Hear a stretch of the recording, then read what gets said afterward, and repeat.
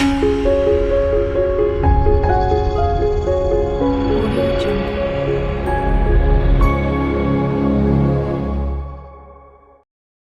कुंडली मंगलिक है तो क्या मुझे मंगलिक से ही शादी करनी चाहिए? ऐसा प्रश्न जो है हर वो इंसान पूछता है जो कुंडली में मंगलिक होता है। आज मैं इसी टॉपिक के ऊपर पूरी विवेचना करूंगा कि मंगलिक का योग मंगलिक के साथ ही बनता है या फिर हम मंगलिक की शादी किसी और के साथ भी कर सकते हैं जो नॉन मंगलिक होगा। एस्ट्रो गाइड मलिक में आप सभी का स्वागत।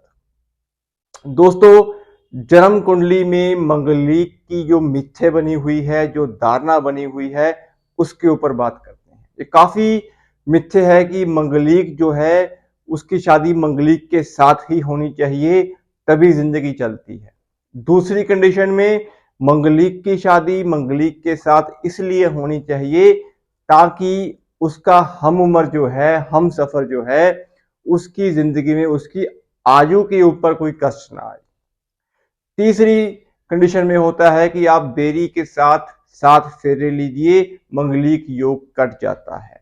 चौथी कंडीशन में होता है कि 28 के बाद जो मंगलिक योग है वो खत्म हो जाता है। तो ये काफी मिथ्ये जो है मंगलिक के ऊपर बनती हैं वीडियोस, तो मैं आज आपसे इसी के ऊपर डिस्कशन कर रहा हूं। दोस्तों, मंगलिक कौन होता है पहले आप ये जान लीजिए। जन्म कुंडली में जब मंगल देव आपकी जन्म कुंडली में लगन में बैठते हैं, हाउस नंबर 4 में बैठते हैं, हाउस नंबर 7 में बैठते हैं, हाउस नंबर 8 में बैठते हैं, हाउस नंबर 12 में बैठते हैं, तो इन भावों में बैठे हुए मंगल को हम मंगलिक योग भी बोलते हैं और मंगलिक कुंडली भी बोलते हैं। दूसरी कंडीशन में जो रियलिटी है वो इसी बात से हम देखते हैं कि अगर आपके जन्म लगन के अकॉर्डिंग मंगल की पोजीशन इन भावों में है, तभी आप मंगलिक हैं। दूसरी कंडीशन में दोस्तों, कई बार चंद्रमा से सप्तम भाव में जब मंगल देव बैठ जाते हैं, आपकी जो जन्म राशि है उसके सप्तम भाव में जब मंगल देव बैठ जाते हैं, तो तभी भी लोग जो है वो मंगलिक योग जो है वो निर्माण कर देते हैं। लेकिन सही मायने में मंगलिक कुंडली वो होती है जब आपके जन्म कुंडली में मंगल देव इन भावों में बैठे हों। ये हुई मंगलिक की बात। दूसरी कंडीशन में दोस्तों, अब हमें सोचना यह है कि क्या मंगलिक मंगलिक के साथ ही शादी करें या फिर मंगल दोष खत्म हो जाता है। दोस्तों, मंगल को आप पहले ये समझिएगा कि मंगलिक योग होता क्या है। आपकी कुंडली मंगलिक है, ये हमने मान लिया। अब मंगल दोष के क्या नुकसान है?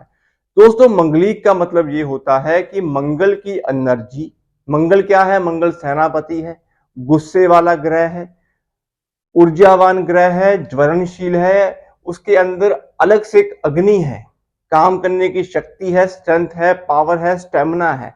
मंगल में ये ऊर्जा ऑलरेडी कहीं ना कहीं एग्जिस्ट करती है। ये फायरी प्लेनेट है, आग की तरह ऊर्जावान वाला ग्रह है। अब अगर आपकी जन्म कुंडली में मंगल देव की पोजीशन खाना नंबर 4 में बन जाए, खाना नंबर 8 में बन जाए, तो ये जो दो भाव हैं इनमें मंगल बहुत बुरे फल देने वाले होते हैं।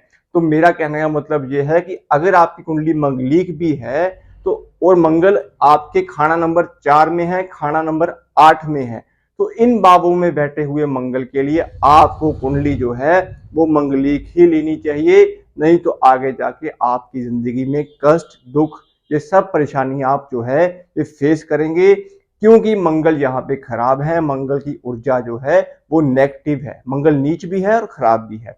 तभी कुंडलियों का मिलान करके ही शादी करनी चाहिए। दूसरी कंडीशन में जब मंगल आपके लगन में हो, मंगल आपके 12वें भाव में हो, मंगल आपके सप्तम भाव में हो, यहाँ पे कंडीशन ये बनती है कि मंगलिक योग होने के बावजूद भी इंसान जो होता है वो बड़ा ईमानदार होता है। थोड़ा सा गुस्सा जो है वो ज्यादा रहेगा, लेकिन एज कंपेयर टू जो खाना नंबर 4 है, खाना नंबर 8 का मंगल है, उससे थोड़ा सा कम होगा। लेकिन इंसान ईमानदार होगा, लॉयल होगा, अपनी एनर्जी को अपने काम पे लगाएगा, फालतू की बातों पर डिस्कशन नहीं करेगा। तो यहाँ पे योग ये भी है कि अगर कुंडली में मंगल की पोजीशन इन भावों में बनी हुई है, खाना नंबर 1 में, 7 में, 12 में, तो अगर आपको कुंडली मंगलिक मिलती है तो आप शादी कर सकते हैं। ये दूसरी कंडीशन है। तीसरी कंडीशन में हम क्या करें दोस्तों, अगर आपकी जन्म कुंडली में मंगल देव की पोजीशन कुदरती खाना नंबर 1 या 7 या 12 में है, या खाना नंबर 4 या 8 में है, आप मंगलिक हैं, लेकिन कुंडली में शुक्र की पोजीशन आपकी बड़ी अच्छी है, शुक्र देव आपकी जन्म कुंडली में खाना नंबर 12 में है, खाना नंबर 7 में है, खाना नंबर 10 में है, या फिर खाना नंबर 11 में है, 2 में है। मेरे कहने का मतलब है कि कुंडली में अगर शुक्र की पोजीशन आपकी अच्छी प्लेसमेंट्स पे बैठी हुई है, कुंडली में बुध देव आपके अच्छे जगह पे बैठे हुए हैं, और आपकी कुंडली मंगलिक है, तब आप बिना नॉन मंगलिक कुंडली से भी शादी जो है वो कर सकते हैं। इसमें कोई प्रॉब्लम नहीं है, क्योंकि गृहस्थी के मालिक, गृहस्थी के देवता, गृहस्थी को आगे बढ़ाने वाले देवता शुक्र देव अगर आपकी जन्म कुंडली में अच्छे हैं, तो फिर भी आपको कोई बड़ी समस्या जिंदगी में नहीं आएगी, जब तक शुक्र कुंडली में बलवान है। दूसरी कंडीशन में जब कुंडली में बुध देव अच्छे होंगे, आपकी कम्युनिकेशन अच्छी होगी, आपका माइंड अच्छा होगा, और कहीं ना कहीं दिमाग आपका स्टेबल होगा, तब भी आप नॉन मंगलिक से शादी कर सकते हैं, कोई प्रॉब्लम नहीं है दोस्तों। कारण क्या होता है, जब कुंडली एक तो मंगलिक हो, ऊपर से कुंडली में शुक्र भी खराब हो, और बुध भी नीच का 12वें भाव का हो, तो ऐसी जिंदगियों में तन्हाई, गुस्सा, पागलपन, ये सारी लड़ाई झगड़े, डिस्प्यूट्स, कारण, ये सब कुछ जो होता है, ये शादी होने के बाद शुरू हो जाता है, क्योंकि सप्तम भाव आपका कहीं ना कहीं एक्टिवेट होना शुरू हो जाता है जब आपकी शादी होती है। सप्तम भाव के कारक कौन है? सप्तम भाव के कारक बुध देव हैं, और शुक्र गृहस्थी के मालिक हैं। तभी हम कहते हैं कि जब आप शादी करें तो कुंडली मिला के करें। दोस्तों, मंगलिक कुंडली है आपकी, और कुंडली में मंगल बद है, मंगल बद, जैसा कि मैंने पुरानी वीडियोस में आपको बताया हुआ है कि मंगल बद के क्या क्या कारण होते हैं। अगर आपकी कुंडली मंगलिक है और आपने नॉन मंगलिक से शादी कर ली, कहने का मतलब दूसरी लड़का हो या लड़की हो, उसकी कुंडली मंगलिक नहीं है और कुंडली में मंगल बद भी है, तो ऐसी गृहस्थी कभी चल नहीं सकती। एक ही छत के नीचे रह के डिस्प्यूट्स का होना इंतहाई लाजमी है, और कष्ट, बीमारी, कर्जा, ये सब चीजें आप फेस करोगे। और हम ये कह देते हैं कि जब से हमारी शादी हुई है, हम पहले अच्छे थे, उसके बाद दौर बुरा शुरू हो गया। लेकिन आपने ये नहीं देखा कि जिससे आपने शादी की, क्या उसकी कुंडली में मंगल बद है, क्या उसकी कुंडली में ग्रहों की पोजीशन ठीक नहीं है, तभी ये चीजें होती हैं दोस्तों। शनि की 7.5 डैया, ये सब चीजें आपको कुंडली में गुण मिलान के टाइम पे देखना चाहिए। मंगल के उपाय आपको बेहता करने जरूरी होते हैं, जब कुंडली में मंगल बद भी हो और मंगल खराब भी हो। मंगल बद की वीडियो आप जरूर देखिएगा, वीडियो मेरे लिंक में मैंने डिस्क्रिप्शन में जो है वो दिया हुआ है। दूसरी कंडीशन में शुक्र, बुध, इन दोनों ग्रहों को पकड़ के चलिए, आपकी गृहस्थी में कभी प्रॉब्लम आ ही नहीं सकती, जब तक ये दो ग्रह आपकी कुंडली में बलवान है। तीसरी कंडीशन में हमारी लड़ाई होती क्यों है, गृहस्थी में समस्याएं होती क्यों हैं, आपस में झगड़े होते क्यों हैं, कभी आपने ये चीज सोची है? बेसिकली दोस्तों, गुस्सा, इरिटेशन, खिज, पागलपन, ये लड़ाई झगड़े, डिस्प्यूट, ये क्यों होता है? जब कुंडली में मंगल देव खराब होते हैं, बुध देव खराब होते हैं, आपको गुस्सा आएगा। और बुध एंटी प्लेनेट है मंगल का। बुध क्या है? जुबान है, आप गाली गलौज पे उतर आओगे।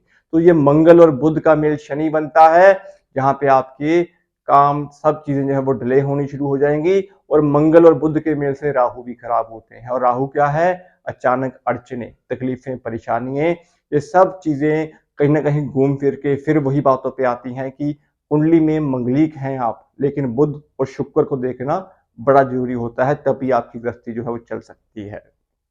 बाकी दोस्तों, कुंडली में 28 गुण मिले, 36 गुण मिले, 32 गुण मिले या 17 गुण मिले, मैं इन चीजों में नहीं पड़ता दोस्तों। बेसिक सा मोटिव है कि अगर आपका सप्तम भाव खराब है कुंडली में, और आप जिस लड़की से शादी कर रहे हो उसका सप्तम भाव ठीक है, तो गृहस्थी अच्छी निकल जाएगी। तीसरे भाव में, 11वें भाव में, लगन में अगर बृहस्पति देव बैठे हैं, तो बृहस्पति की दृष्टि जब तक सप्तम भाव पे रहेगी, शादी में कभी डिवोर्स हो नहीं पाएगा। शनि की 7.5 को देखना, शनि के डैये को देखना बड़ा जरूरी है।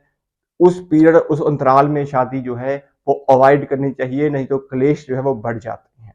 बाकी दोस्तों, मंगलबद है, मंगलीक है, तो दक्षिण मुखी का मकान कभी नहीं लेना चाहिए आपको, ये चीज को भी अवॉइड करना चाहिए। और 28 के बाद मंगल दोष खत्म नहीं होता दोस्तों। मंगलीक का मतलब ये नहीं कि 28 निकला और मंगल दोष खत्म हो गया, हम शादी कर लेंगे। लेकिन दोस्तों, मंगलीक का मतलब होता है कि आपके अंदर मंगल की एनर्जी जाता है। अब वो अच्छी कंडीशन में है या बुरी कंडीशन में है, वो मंगल की प्लेसमेंट डिसाइड करती है। बाकी दोस्तों, मंगल को शांत करने के लिए हमेशा चंद्रमा की मदद ली जाती है। तो यहाँ पे आप चांदी का कड़ा, चांदी की चैन, चांदी का चौरस चौकोर टुकड़ा अपनी पॉकेट, अपनी जेब में रखिएगा। और मंगल को अच्छा ठीक करने के लिए कच्चे दूध का स्नान करिएगा और शिवलिंग के ऊपर कच्चा दूध जो है वो अर्पण करते रहिए। इससे भी मंगल की एनर्जी कम होगी, चंद्रमा की एनर्जी आपके अंदर बढ़ेगी दोस्तों। तो दोस्तों, ये एक मिथ है जो मैंने आपसे आज क्लियर किया है कि मंगलीक की शादी मंगलीक के साथ होनी चाहिए या नहीं। तो उस कंसेप्ट में आप जरूर नोट करिएगा दोस्तों। अगर आपका कोई बेसिक क्वेश्चन हो, कुछ किसी के बारे में पूछना चाहते हो, तो आप कमेंट बॉक्स में पूछ सकते हैं। और मेरी आपसे विनती है, निवेदन है कि आप वीडियोस को पसंद करते हैं, देखते हैं, लेकिन चैनल को सब्सक्राइब जो है वो नहीं करते। तो कृपया थोड़ा सा एक मिनट निकाल के चैनल को सब्सक्राइब करना जो है वो मत भूलिएगा। हमें भी आप कहीं ना कहीं सपोर्ट जो है वो करते रहिए। तो आज के लिए दोस्तों इतना ही, मिलते हैं अगली वीडियो में किसी और टॉपिक के साथ। शुभ रात्रि।